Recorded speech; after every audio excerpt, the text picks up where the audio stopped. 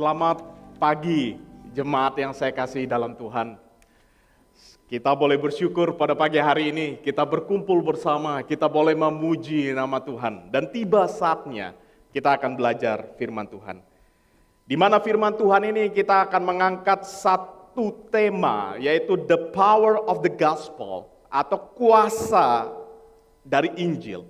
Kita akan belajar dari Kisah Para Rasul pasal yang ke-8 ayat 4 hingga ayat ke-40. Di mana kita akan melihat di dalam Kisah Para Rasul pasal 8 ayat 4 sampai 40, kita akan melihat bagaimana kuasa Injil itu hadir di dalam kehidupan umat Allah dan bagaimana kuasa Injil itu berkuasa di dalam kehidupan mereka. Oleh karena itu, Bapak Ibu Saudara-saudari yang saya kasih dalam Tuhan, ketika kita belum melihat nanti teks itu lebih jauh, saya ajak kita melihat sebuah kenyataan yang ada dalam kehidupan kita pada saat ini. Kita melihat dalam dunia kita saat ini, di mana tidak sedikit orang Kristen pada saat ini memahami kekristenan itu hanya sebagai status sosial, tapi dia tidak mengerti makna Injil di dalam hidupnya. Jadi jangan senang kalau di dalam zaman kita pada saat ini orang senang sekali mengklaim saya sebagai seorang Kristen. Atau kita bertemu dengan orang-orang yang senang pakai aksesoris Kristen. Jadi kalau Bapak Ibu bertemu dengan orang-orang demikian di jalan, belum tentu dia adalah orang Kristen sejati yang mengerti tentang Injil. Karena kita bertemu ada orang-orang yang senang pakai aksesoris, salib itu besar-besar Bapak Ibu. Wah, kalau di lehernya itu salib itu luar biasa. Tapi itu tidak menandakan bahwa dia mengerti Injil atau tidak. Ada orang pakai anting salib, tato salib, apapun dari dalam aksesorisnya. Itu orang Kristen hanya memahami sebatas kekristenan itu sebagai status sosial. Sehingga jangan heran seorang penulis buku yang bernama John Stott, ketika dia mengkritik kekristenan yang ada masa Kisah Para Rasul dengan kekristenan modern pada saat ini, terjadi perbedaan yang sangat signifikan. Secara jumlah, Bapak Ibu Saudara-saudari, kekristenan saat ini lebih banyak dari Kisah Para Rasul. Secara jumlah. Namun dikatakan oleh John Stott, ketika di dalam bukunya The Radical Disciple, dia kritik dengan tajam kekristenan modern saat ini memang secara jumlah lebih banyak dari kekristenan mula-mula dalam Kisah Para Rasul. Namun kekristenan modern saat ini tidak berakar di dalam Injil. Apa maksudnya Bapak Ibu? Mereka hanya sebatas mengklaim sebagai seorang Kristen, tapi dia tidak mengerti apa itu kekristenan. Dan dia tidak menghidupi apa itu kekristenan. Sehingga kekristenan itu hanya sebagai status sosial perkumpulan satu dengan lain mengklaim diri sebagai seorang Kristen, namun kehidupannya tidak sungguh-sungguh mencerminkan sebagai seorang Kristen. Yang kedua, Bapak Ibu Saudara-saudari, kita juga menemukan di dalam dunia kita saat ini, orang-orang yang mengklaim Kristen itu seringkali memfokuskan hidupnya kepada apa? Diri sendiri. Yang penting dia apa? Dia puas terhadap dirinya. Dia nggak peduli terhadap orang lain. Dia nggak peduli terhadap pergumulan orang lain. Yang penting dirinya, dan dirinya. Sedangkan kekristenan itu mengajarkan kepada kita seharusnya, sebagaimana Paulus gambarkan nanti sebagai manusia baru itu. Kita harusnya semakin menanggalkan keakuan kita. Namun kita melihat dunia pada saat ini, pemuasan diri itu seringkali menjadi pusat sentral dari kehidupan kita. Dan inilah potret kita pada saat ini. Bapak Ibu kalau nggak percaya, saya coba tanya kepada Bapak Ibu Saudara-saudari, kalau terjadi gempa pada saat ini, kita semua akan lari lewat pintu emergency. Bapak Ibu rela nggak kasih yang lebih senior duluan lari? Saya nggak yakin. Pasti kita semua pingin lari duluan. Kalau gempa terjadi beneran di dalam gedung ini, nggak peduli lagi yang mana lansia, yang mana hamba Tuhan, yang penting saya duluan lari di situ, selamatkan diri. Itu potret kehidupan kita Bapak Ibu. Ketika dalam kondisi-kondisi tertentu kita merasa bodoh kepada orang lain. Dan yang ketiga Bapak Ibu, ini yang lebih bahaya lagi. Mereka hidup sebagai seorang Kristen, Namun iman mereka itu hanya sebatas intelektual, berbasis pengetahuan, tanpa ada hidup yang diubahkan di situ. Jadi jangan heran orang-orang berkata orang Kristen kok nggak jadi berkat pada saat ini. Orang Kristen jadi batu sandungan pada saat ini. Karena dia memahami kekristenan itu tidak utuh di dalam. Dan kita akan melihat bagaimana kisah para rasul akan mengajarkan kita di dalam teks yang dibaca tadi. Dan secara keseluruhan pasal 8 itu. Kita akan melihat bagaimana the power of the gospel, kuasa Injil itu bekerja di tengah umat Allah. Dan bagaimana kuasa Injil itu juga mengutus umat Allah di dalam dunia yang penuh dengan porak-poranda pada saat itu. Oleh karena itu kita coba bandingkan kondisi kita tadi dengan kondisi yang ada di dalam kisah para rasul. Yang menarik di dalam kondisi kisah para rasul, mereka hidup tidak baik-baik saja, Bapak Ibu. Karena di dalam pasal ke-8 ayat pertama, sebagai introduksi di dalam pasal 8 yang kita baca tadi ayat 4 sampai ayat 40. Di situ jelas tertera sebuah konteks yang digambarkan oleh penulis kisah para rasul. Ada terjadi penganiayaan di tengah umat Allah.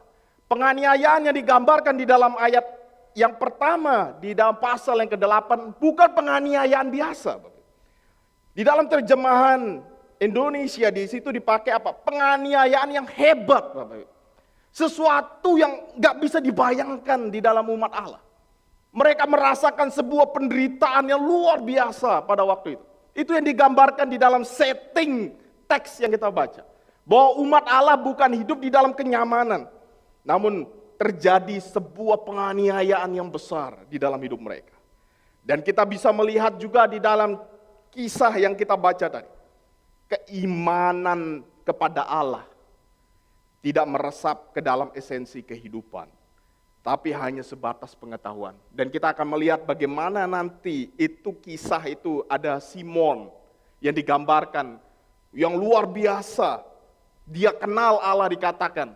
Namun iman itu hanya sebatas pengetahuan, tidak mengubah kehidupan. Dan kita akan melihat bagaimana Injil itu mengubah kehidupan seseorang. Yang ketiga, Bapak Ibu, yang menarik di dalam teks yang kita baca. Kisah Samaria, orang daerah Samaria disinggung, Bapak Ibu. Dan teks itu tadi masih berlanjut. Tidak berhenti kepada orang Samaria, namun juga ada dari Ethiopia. Bapak itu ini menarik. Penulis Lukas itu bukan tanpa tujuan mencatat orang Samaria, orang Ethiopia, Bapak Ibu. Karena pada waktu itu orang Yahudi di dalam konsep berpikirnya orang non-Yahudi itu bukan umat Allah. Orang Yahudi itu berpikir bahwa mereka ini adalah umat Allah karena keturunan dari Abraham, Bapak Ibu. Itu konsep berpikir mereka hingga pada saat ini kalau Bapak Ibu ketemu orang-orang Yahudi, orang-orang Zionisme itu yang punya konsep. Dia akan melihat kekristenan orang-orang di luar Yahudi itu kafir. Itu terjadi juga di dalam kisah para rasul 8. Sehingga penulis Lukas mencatat orang Samaria yang ada di sekitar mereka. Bahkan melampaui yang ada di sekitar mereka orang-orang Ethiopia. Injil juga merambat kepada mereka. Kita akan melihat bagaimana pembelajaran dari teks yang kita baca. Yang pertama Bapak Ibu, kita bisa melihat bahwa Injil itu berbicara tentang transformasi hidup. Apa yang dimaksud transformasi hidup? Di sini menarik Bapak Ibu. Kenapa dikatakan Injil itu berbicara tentang transformasi hidup? Bapak Ibu, ayat yang pertama tadi, terjadi penganiayaan dahsyat, luar biasa, yang tidak pernah terjadi sebelumnya. Itu yang ingin digambarkan oleh Lukas di dalam penggunaan istilah penganiayaan yang besar tadi. Umat Allah itu mengalami sesuatu yang tidak biasa di dalam hidupnya. Kesulitan, tantangan yang melampaui apa yang mereka bisa bayangkan. Tapi yang menarik di dalam teks yang kita baca, penganiayaan yang besar, yang dahsyat itu, yang dialami umat Allah pada waktu itu, tidak membuat mereka terpuruk, tidak membuat mereka hanya hidup dalam keluh kesah karena keadaan yang berat. Namun dicatat ayat 4 sampai ayat ke-6. Sebaliknya, di dalam kondisi yang menekan hidup mereka, mereka tetap memberitakan Injil dengan tekun. Bapak Ibu bisa bayangkan gak? Ini sesuatu yang nggak normal, Bapak Ibu. Kalau saya tanya kepada Bapak Ibu, gereja ini sulit nggak cari penata layan, Bapak Ibu? Lumayan, ini ada hamba Tuhan yang merespon. Sulit. Apa alasan ketika seseorang nggak mau pelayanan? Sibuk. Oh, saya lagi sulit. Oh, saya lagi bergumul. Oh, saya lagi hadapi banyak hal. Terkadang alasan-alasan yang kita hadapi itu seringkali menjadi alasan bagi kita untuk tidak melayani Tuhan. Namun ini berbeda yang dicatat di dalam Lukas yang kita baca. Terjadi penganiayaan besar. Penganiayaan besar itu yang digambarkan di dalam terminologi Greek yang dipakai. Itu bukan sesuatu yang umum, Bapak Ibu. Bukan sekedar dia sakit, dia sibuk, bukan Bapak Ibu. Itu faktor-faktor internal. Penganiayaan besar ini faktor eksternal yang menekan hidup mereka. Baik dari penjajahan Yunani, Romawi pada waktu itu. Baik juga dalam kesulitan hidup yang luar biasa yang mereka hadapi. Namun ayat 4-6 mencatat, mereka tidak terpuruk di dalam kondisi itu. Malah mereka memberitakan Injil. Bahkan catatan itu dicatat ayat 4-6. Mereka memberitakan Injil dengan apa? Tekun, Bapak Ibu. Oh, ini perbedaan yang luar biasa yang kadang kita hadapi dengan saat ini. Mereka tekun menunjukkan kepedulian di sana. Dan yang menarik, Bapak Ibu Saudara-saudari, ayat 7-8, apa yang mereka lakukan di dalam kondisi yang sulit digambarkan pasal 1, pasal 8 ayat yang pertama. Di ayat 7 sampai ayat 8, di dalam pelayanan mereka memberitakan Injil, membawa sukacita yang besar, yang tidak hanya mereka rasakan karena mereka melihat ada transformasi terjadi, tapi mereka mengalami juga transformasi kehidupan. Sehingga Bapak Ibu ini semacam seperti sebuah timbal balik yang Allah kerjakan di dalam hidup mereka. Allah mentransformasi hidup mereka. Mereka juga membawa transformasi itu di mana mereka berada. Dan bahkan Bapak Ibu Saudara-saudari, mereka membawa sukacita di dalam penderitaan yang mereka hadapi. Mereka bisa bermegah di dalamnya. Itu semua terjadi. Karena apa Bapak Ibu? Bukan karena mereka. Tapi yang menarik dicatat, mereka bisa melakukan sesuatu yang tidak normal pada waktu itu. Sesuatu kondisi yang melampaui apa yang kita bisa bayangkan. Karena transformasi hidup yang mereka rasakan ketika Injil itu menuntun mereka kepada iman yang kokoh dalam Yesus Kristus. Dan di sini saya ingin ajak Bapak Ibu mendalami apa itu iman. Yang akhirnya membawa mereka kepada sebuah transformasi yang seringkali di dalam kekristenan modern ini tidak dipahami dengan baik. Iman itu tidak berbicara hanya sekedar pengetahuan Bapak Ibu. Ada 3 bahasa Latin yang dipakai menggambarkan tentang iman. Tapi bahasa Latin ini seringkali juga dipakai dengan terjemahan Inggris. Bahasa Inggris itu akar katanya dari bahasa Latin banyak kan Bapak Ibu.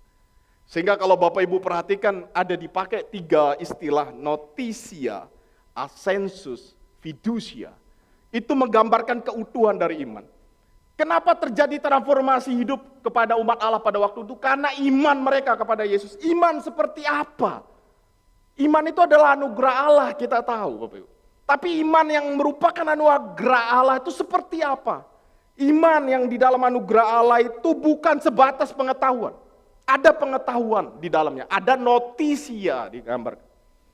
Tentang apa? Tentang Injil, tentang Kristus. Yang kedua Bapak Ibu, di dalam iman itu bukan hanya berbicara tentang notisia, tapi juga berbicara tentang assensus di situ. Assensus itu apa? Sebuah persetujuan, agreement. Tentang apa? Tentang apa yang dia ketahui itu adalah sesuatu yang benar. Bukan hanya dia tahu ini benar, tapi dia setuju juga ini benar. Bapak Ibu, bisa jadi orang-orang pada saat ini mengklaim dirinya beriman, tapi tidak sungguh-sungguh beriman. Ini masalah Bapak Ibu dalam hidup kita, dalam kekristenan modern pada saat ini. Orang bisa mengklaim, saya sudah beriman. tapi dia tidak beriman di dalam arti yang sesungguhnya.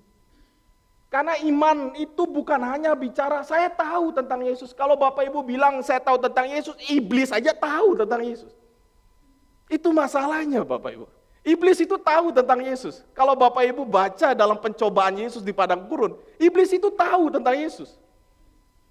Dia setuju juga Yesus itu punya kuasa Bapak Ibu.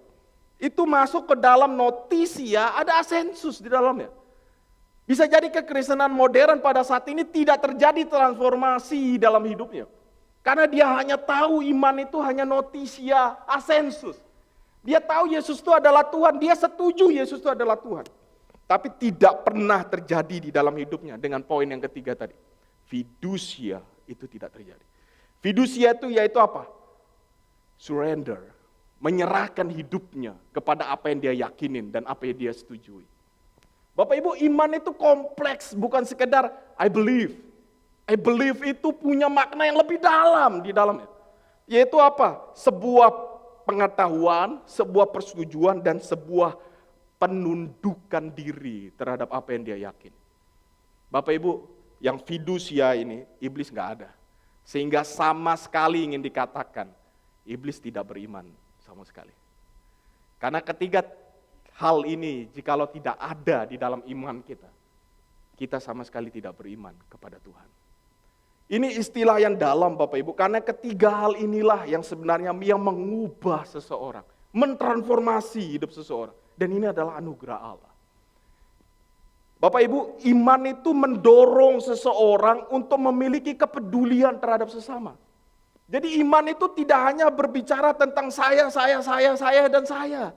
Karena iman itu akan menuntun kepada kita melihat dunia pada saat ini sebuah kisah kehidupan. Sebuah buku yang sedang terlentang besar yang kita baca bersama, dan itu bukan berbicara tentang diri kita. Tapi itu berbicara tentang bagaimana Allah memanggil kita untuk peduli terhadap orang lain. Dan ini sikap yang coba Bapak Ibu baca. Jemaat yang ada di dalam ayat 4 sampai ayat ke-8 itu berbeda dengan seorang yang bernama Simon, Bapak Ibu. Itu Lukas sedang mengkontraskan iman yang sesungguhnya dengan iman yang palsu. Ayat yang ke-9 sampai ayat ke-10 dikisahkan bagaimana Simon itu. Dan dilanjutkan ayat 13, ayat 18, ayat 25. Bapak Ibu perhatikan sekali. Orang ini dikatakan apa? Dia beriman kepada Tuhan. Digambarkan di sana. Tapi iman dia itu hanya sebatas apa? Notisia. Dan juga hanya sebatas yang kita tahu dengan istilah asensus. Tapi tidak kepada penundukan diri untuk ditransformasi oleh kebenaran itu. Dia hanya sebatas tahu, dia sebatas setuju Bapak Ibu. Bapak Ibu bisa lihat ayat 13, ayat 18 sampai 25 dikatakan apa? Simon hidup tanpa iman yang sejati.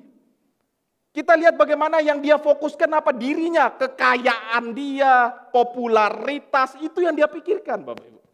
Makanya kalau Bapak Ibu perhatikan, Simon itu senang kalau orang datang kepada dia. Dia punya nama besar Bapak Ibu. Tiba-tiba ada Filipus datang, dia merasa tersaingi Bapak Ibu. Sehingga kalau Bapak Ibu baca ayat 18-25, dia minta kepada Filipus, ajarin dia seperti itu. Baptis dia. Bukan untuk dia percaya Bapak Ibu.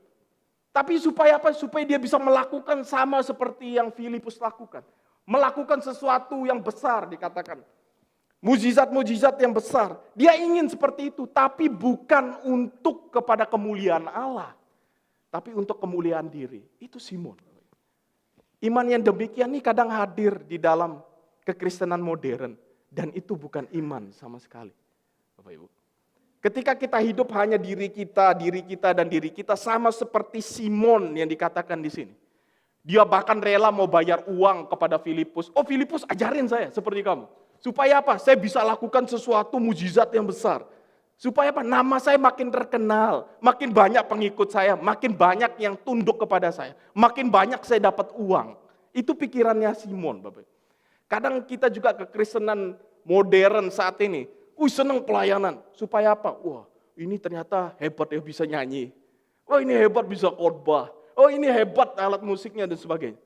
Bapak Ibu, konsep-konsep yang demikian tidak menunjukkan kekristenan yang sejati. Itu hanya topeng kekristenan, tapi bukan kekristenan yang sejati. sebagaimana Simon tunjukkan di sana. Penganiayaan dahsyat yang dialami umat Allah tidak membuat mereka terpuruk, tapi membuat mereka semakin tekun. Mereka semakin peduli terhadap orang non-Yahudi, karena Bapak Ibu tahu orang Samaria itu, bagi orang Yahudi, orang Samaria bukan termasuk bagian dari mereka. Karena kalau Bapak Ibu bandingkan dalam kisah di dalam raja-raja, Bapak Ibu akan menemukan menarik dan tawarik. Orang Samaria itu selalu dianggap apa? Bukan ras asli dari keturunan Yahudi, Bapak Ibu. Orang Samaria itu di dalam konsep mereka itu hanya, ini campuran Bapak Ibu. Ini darah campuran, ini bukan pure blood. Bapak Ibu sering dengar itu ya. Saya kadang ketemu di Indonesia orang Tionghoa campuran dengan orang Tionghoa murni, asli. Kadang kita ketemu hal-hal demikian, itu konsep Yahudi juga pada waktu itu. Jadi sebenarnya Samaria itu juga bagian mereka, tapi mereka nggak mengklaim itu adalah saudara mereka. Karena bagi mereka orang Samaria itu nikah campur dengan bangsa lain. Jadi tidak pure blood lagi Bapak Ibu. Ini konsep Yahudi pada waktu itu. Tapi menariknya, tembok itu runtuh Bapak Ibu. Bukan karena mereka. Bapak Ibu bisa bayangin orang Yahudi itu punya harga diri itu tinggi. Bapak Ibu. Harga diri itu tinggi. Mereka merasa mirip kalau Bapak Ibu studi sosial bandingkan dengan ras Jerman dalam zaman Nazi. Bapak Ibu akan temukan kesamaan. Mereka merasa orang spesial Bapak Ibu. Lebih tinggi dari ras lain. Dan mereka merasa ras mereka ini adalah ras pilihan. Itu terjadi di dalam zaman Yahudi pada waktu itu. Namun yang menarik, iman itu mengubah mereka. Mereka tidak melihat lagi bahwa orang non-Yahudi itu bangsa kafir. Yang harusnya mereka musuhin, enggak Bapak Ibu. Tapi mereka merasa bangsa yang bukan Yahudi itu juga perlu Injil. Bapak Ibu bisa perhatikan di situ. Transformasi terjadi. Dan bukan karena mereka. Tapi karena Allah dalam anugerahnya mengubah mereka melalui iman yang kita pelajari tadi. Sehingga seorang teolog yang bernama Tozer, dia katakan apa Bapak Ibu? Injil itu adalah terang. Tetapi hanya ketika diterima, Injil itu menerangi hati, mengubah jiwa kita. Karena nggak ada manusia yang bisa mengubah sesamanya Bapak Ibu. Nggak ada. Bapak Ibu nggak bisa mengubah hati orang, nggak ada. Dan Bapak Ibu kalau ditanya bisakah kita menyelami hati diri kita sendiri, kadang nggak bisa. Bisakah kita menyelami hati sesama kita? Enggak bisa. Bisakah kita mengubah orang lain? Enggak bisa. Tapi Allah bisa mengubah orang lain. Allah mengubah orang lain itu dengan Injil. Dengan iman di dalam anugerahnya. Dia mengubah orang itu. Dan itulah yang terjadi. Sehingga Tozer meyakinin Injil itu adalah terang di dalam dunia yang gelap ini. Dan yang kedua Bapak Ibu dari teks yang kita baca. Injil itu tidak hanya membawa transformasi hidup. Injil itu juga membawa ledakan penginjilan yang luar biasa. Yang terjadi di dalam teks yang nanti kita lihat ayat 26 sampai ayat 40. Injil itu bukan hanya membawa transformasi. Tapi Injil itu juga membawa ledakan penginjilan. Dan kita akan melihat bagaimana ayat 27 mencatat pemberitaan Injil itu tidak hanya kepada orang Yahudi Bapak. Orang Samaria itu the part of the Yahudi Bapak Ibu. Dia bagian dari orang Yahudi. Namun kisah itu tidak berhenti kepada orang Samaria. Ayat 27 dibuka lagi pemberitaan Injil itu melampaui orang Yahudi. Bukan hanya juga yang dekat dengan orang Yahudi, orang Samaria. Tapi juga menjangkau dikatakan apa? Orang Ethiopia. Allah memanggil mereka, umatnya itu. Tidak hanya ditransformasi hidup mereka. Tapi perhatikan Bapak Ibu, ayat 26, istilah bangkitlah dan berangkatlah. Ini panggilan kepada Filipus, umat Allah. Ini mencerminkan Bapak Ibu, bukan hanya transformasi hidup, bukan hanya mempengaruhi hal-hal yang dekat dengan dia. Tapi bahkan dia disuruh bangkit, berangkat Bapak Ibu. Ini mencerminkan bagaimana mandat ilahi itu diberikan kepada Filipus dan umat Allah pada saat ini untuk membawa kabar baik kepada dunia. Bapak Ibu, perintah bangkitlah dan berangkatlah. Ini menekankan sesuatu yang urgensi, Bapak Ibu. Mereka nggak pernah mengalami keputusasaan, menekankan bagaimana apa? Gini Bapak Ibu, istilah ini menarik kalau Bapak Ibu dalamin lebih dalam, bangkitlah, berangkatlah. Kalau Bapak Ibu perhatikan ayat 9, ayat ke-8, pasal 9 ayat 8. Hal yang serupa ketika juga istilah yang sama dipakai ketika Saulus dipanggil Bapak Ibu. Saulus dipanggil itu di dalam kondisi yang terpuruk Bapak Ibu. Kondisi putus asa, pasal 9 ayat 8 digambarkan istilah yang sama, bangkitlah, berangkatlah. Kalau kita bandingkan dengan pasal 9 ayat 8, itu kondisi Saulus itu sedang terpuruk Bapak Ibu. Sedang gak ada harapan, kira-kira dia bingung mau ngapain di dalam hidupnya.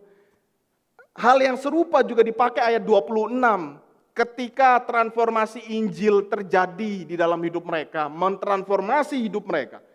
Tidak berhenti kepada diri mereka, tapi juga ditujukan kepada umat Allah supaya mereka tahu ada tujuan berikutnya. Mereka tidak hanya diam di dalam kondisi mereka, tapi mereka bangun dari kondisi mereka. Untuk melihat sesuatu yang lebih besar, itu yang dipakai istilah yang sama. Sama kayak Paulus, dia putus asa di dalam hidupnya. Tapi kata yang sama ketika Allah panggil dia bangkit, berangkat. Kata yang sama supaya apa? Paulus tidak terpuruk dalam kondisinya, tapi Paulus bangun Bapak Ibu. Bangun untuk apa? Beritakan Injil. Ini sesuatu yang luar biasa terjadi. Dan Bapak Ibu yang saya kasih dalam Tuhan, kita melihat bagaimana juga pemberitaan Injil itu bukan hanya soal keterampilan. Kita kadang kejebak Bapak Ibu. Terjebak begini. Kita selalu bilang, penginjilan itu apa sih? Penginjilan itu saya harus belajar soal metode. Bapak Ibu setuju? Penginjilan itu soal metode. Bapak Ibu kadang kita kejebak, wah saya nggak bisa penginjilan. Pak, saya nggak bisa. Waduh saya takut penginjilan. Saya belum punya ilmu. Biar hamba Tuhan aja yang belajar lakukan penginjilan. Bapak Ibu penginjilan itu bukan soal metode. Bukan. Penginjilan itu bicara soal apa? Hidupmu itu adalah Injil yang berbicara Bapak Ibu. Ini yang menarik yang ingin dipakai oleh Lukas. Penginjilan itu bukan soal metode A, B, C, D. Bukan. Kalau Bapak Ibu perhatikan kisah ini, dimulai dengan apa? Transformasi hidup. Dan dilanjutkan dengan apa? Hidup yang menyaksikan Injil Bapak Ibu. Kenapa terjadi ledakan penginjilan? Karena hidup mereka sudah diubah supaya mereka ketika memberitakan Injil itu, mereka bisa mengatakan ini hidupku, inilah Injil yang kuberitakan kepadamu. Bapak Ibu ini sesuatu yang luar biasa di dalam hidup kita. Kadang kekristenan itu menceritakan penginjilan itu bilang, percaya Injil, hidupnya nggak pernah diubahkan oleh Injil. Gimana Bapak Ibu bisa ngomong? Bapak Ibu bilang, Allah itu mengasihi engkau, tapi di rumah Bapak Ibu main kasar kepada keluarga, main pukul. Bagaimana Bapak Ibu bisa menjelaskan kepada orang lain kasih Kristus? Bapak Ibu bilang, Injil itu mengubahkan hidup kita. Tapi kita sendiri Bapak Ibu, tidak pernah diubahkan. Bapak Ibu ngerti maksud saya? Percuma. Makanya Bapak Ibu zaman sekarang dibilang apa? Kekristenan itu omong doang Bapak Ibu. Kekristenan itu nggak punya power lagi. Kenapa itu terjadi? Disinilah ingin dikatakan, karena kekristenan itu kejebak kepada knowledge. Kekristenan itu bukan hanya knowledge Bapak Ibu. Kekristenan itu bicara soal apa? Hidup yang ditransformasi. Sehingga ingin dikatakan sebenarnya Bapak Ibu, ketika dibilang bangun, bangkit, berangkat Filipus kepada orang Ethiopia. Karena dia sudah mengalami Injil itu Bapak Ibu. Seseorang yang belum pernah mengabarkan Injil, bagaimana dia bisa menceritakan tentang Injil. Orang yang belum diubahkan oleh Injil, bagaimana dia bisa mengkisahkan Injil itu punya kuasa yang besar. Karena dia nggak pernah merasakan itu. Bapak Ibu sama seperti ini misalnya. Saya datang ke sini senang, Bapak Ibu banyak kasih list makanan ini A, B, C, D. Tapi kalau Bapak Ibu ditanya sungguh-sungguh, pernah nggak makan A, B, C, D itu makanan? Belum tentu Bapak Ibu. Kadang kita rekom orang, kesini bagus, ini makanan enak. Belum tentu kita makan itu. Gimana kita bisa rekom ke orang Bapak Ibu? Kadang kita berpikir, yang penting pengetahuan aja. Padahal lihat scrollnya, lihat medsos juga Bapak Ibu. Kita bilang, oh makanan ini enak Bapak Ibu. Kita nggak pernah rasakan makanan, ditanya sama orang, makanannya rasanya apa? Oh iya, tunggu dulu ya. Ya pokoknya enak aja lah. Kita nggak bisa menjelaskan lebih detail kenapa dia enak. Bapak Ibu ngerti maksud saya? Injil itu sebenarnya ketika Bapak Ibu beritakan, dia tidak hanya sekedar pengetahuan. Tapi hidup kita ini adalah kisah Injil itu sendiri yang ingin diberitakan. Sehingga ayat 30 dikatakan, mengertikah Tuhan apa yang Tuhan baca? Ini menarik Bapak Ibu. Ketika Filipus tanya kepada orang Ethiopia, dia baca kisah dari Yesaya di situ. Dia baca itu dengan luar biasanya Bapak Ibu. Dan di situ dilanjutkan, Filipus menanyakan, mengertikah Tuhan apa yang Tuhan baca itu? Ini menunjukkan Bapak Ibu, orang bisa baca, orang bisa berusaha mengetahui, tapi tanpa ada Allah yang mengubah orang, nggak mungkin dia paham isi itu. Sehingga dikatakan apa? Penginjilan itu bukan sekedar kita menyampaikan Injil. Kita kadang bingung metode. Kita bingung bagaimana caranya. Tapi hidup kita apakah sudah diubahkan atau tidak? Percuma Bapak Ibu ngomong dengan cara ABCD, dengan gaya apapun. Kalau hidup Bapak Ibu tidak pernah menerima Injil itu percuma itu semua. Kita bisa membawa seseorang, kita bisa menuntun seseorang. Karena kita sudah melaluinya Bapak Ibu.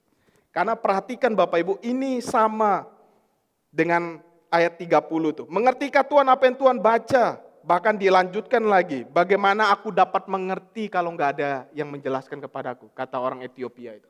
Dan Bapak Ibu perhatikan Matius 28 ayat 19 sampai 20. Itu pesan yang sama juga ditujukan sebelum Yesus naik ke surga. Dia berikan mandat penginjilan kepada kita semua. Bapak Ibu perhatikan, bukan hanya pergi beritakan Injil, bukan Bapak Ibu. Matius 28 tidak berhenti kepada pergi beritakanlah Injil, tidak Bapak Ibu. Matius 28 ayat 19 sampai 20 pergi jadikanlah semua bangsa muridku. Baptislah mereka, ajarkanlah mereka. Ini luar biasa Bapak Ibu. Penginjilan itu bukan hanya Bapak Ibu sampaikan Injil selesai. Bukan. Bapak Ibu harus membimbing orang itu mengerti tentang Injil. Mengalami Injil sehingga dia mengalami transformasi. Bagaimana Bapak Ibu bisa membimbing, menolong orang itu kalau Bapak Ibu nggak pernah mengalaminya. Nggak mungkin Bapak Ibu. Bapak Ibu nggak mungkin bisa ngajarkan orang nanti pergi ke satu tempat lewat sini.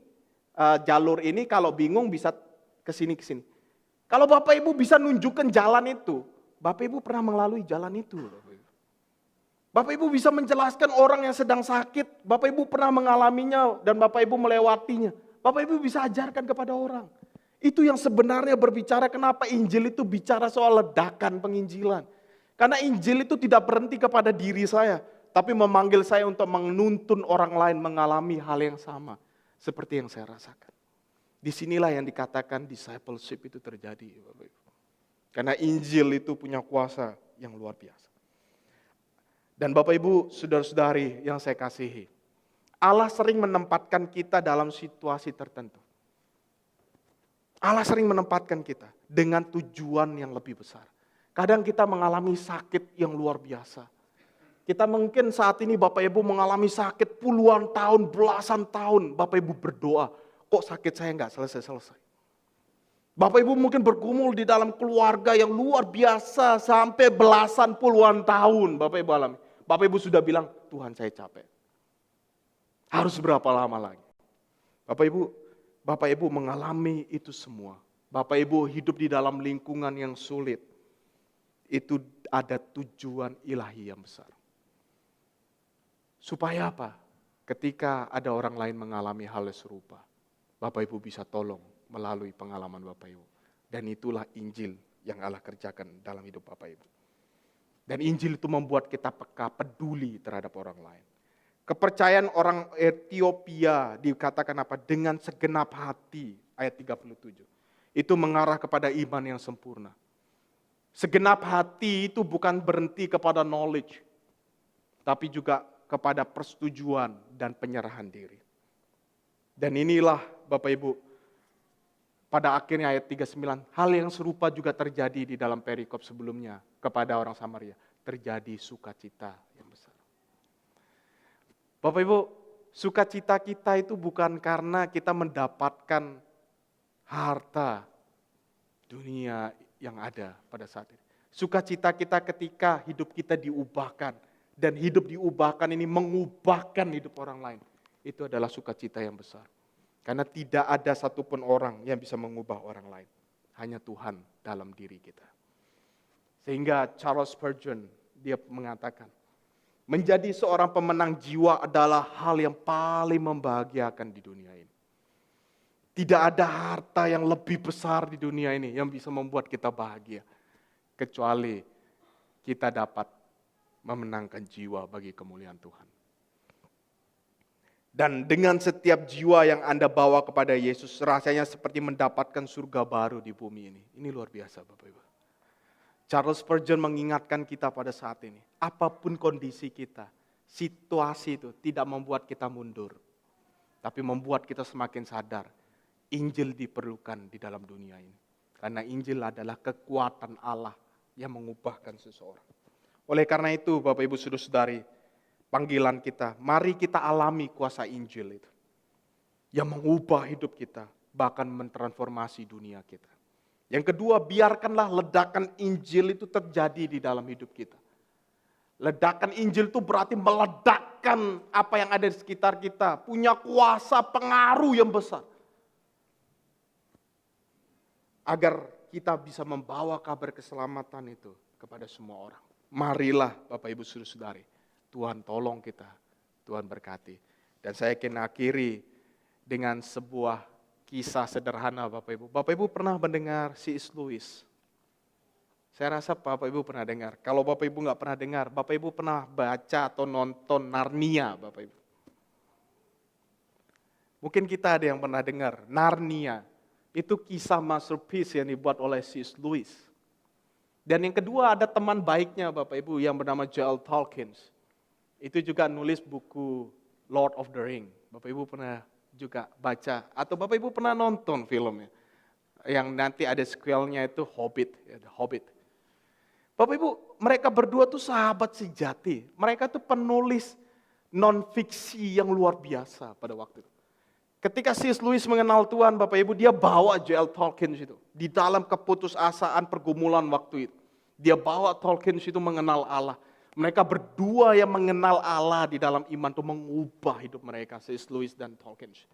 Bapak Ibu tahu kisah Narnia dan kisah Lord of the Ring dan Hobbit itu. Itu kisah kekristenan yang dia coba bangun di dalam cerita fiksi Bapak Ibu. Bapak Ibu tahu kisah Narnia, kisah seorang Aslan, singa yang luar biasa yang bangkit dari kematian itu. Itu kisah tentang Kristus Bapak Ibu. Bapak Ibu tahu Tolkien dalam Lord of the Ring juga. Itu kisah dari Wahyu Bapak Ibu. Surat Wahyu. Ada kuda putih, ada seorang penunggang, ada rambut putih, bawa tongkat, sebagainya. Itu kisah-kisah tentang kekristenan. Mereka hidup yang diubahkan, mereka mengubah orang-orang yang membaca novel mereka untuk melihat ada Injil di sana. Dan mari kita semua yang sudah diubahkan, bawa pesan Injil itu melalui hidup kita. Apapun yang kita kerjakan pada saat ini, biarlah Injil itu dipermuliakan dan biarlah orang lain mengenal Injil. Tuhan berkati kita, mari kita berdoa bersama. Tuhan, kami bersyukur untuk firman-Mu. Tolong kami agar kami bertumbuh dalam kebenaran Engkau. Terpuji dan terpujilah Engkau ya Tuhan. Berkati kami, kiranya hidup kami boleh menjadi berkat bagi orang lain. Kami bersyukur untuk kebenaran-Mu. Engkau boleh menyertai kami dalam segala kondisi hidup kami. Kami bersyukur, kami serahkan hidup kami dalam kemurahan-Mu. Terpujilah Engkau ya Tuhan. Demi Yesus Kristus Putra-Mu yang tunggal kami berdoa. Amin.